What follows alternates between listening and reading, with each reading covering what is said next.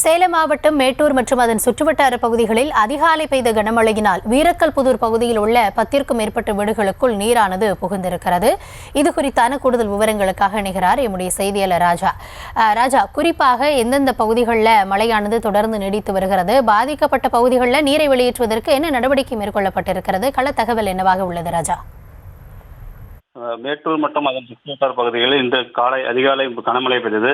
இதன் காரணமாக வீரக்கல்புதூர் பேரூராட்சிக்கு உட்பட்ட 7வது வார்டு சக்தி நகர் பகுதியில் 10க்கும் மேற்பட்ட வீடுகளில் மழைநிலை புகுந்தது. மேலும் வீட்டுக்குள் 2 அடி உயரத்துக்கு தண்ணீர் தேங்கி நின்றதால் வீட்டில் இருந்த அரிசி, பருப்பு, காய்கறி உள்ளிட்ட அத்தியாவசிய பொருட்கள் தண்ணீர் நனைந்து சேதமடைந்தது. மேலும் வீட்டில் இருந்த பிரிட்ஜ், டிவி போன்ற மின்சாதன பொருட்களும் பழுதடைந்தன. மழைநீருடன் கலந்து கழிவுநீரும் வீட்டுக்குள் சென்றதால் நோய் தொற்று ஏற்படும் அபாயம் உள்ளதாக பொதுமக்கள் கவலையை தெரிவித்தனர். மேலும் கழிவுநீர் கால்வாய் முறையாக தூர் வராததால் மழைநீர் வீட்டுக்குள் செல்வதாக பொதுமக்கள் குற்றச்சாட்டு தெரிவித்தனர். எனவே பேரூராட்சி அதிகாரிகள் உடனடியாக மழைநீர் கால்வாயை தூர்வாரி வீட்டுக்குள் புகுந்த தண்ணீரை அப்புறப்படுத்த வேண்டும் என அப்பகுதி மக்கள் கோரிக்கை வைத்தனர். தற்போதைய தகவல்களுக்கு நன்றி ராஜா.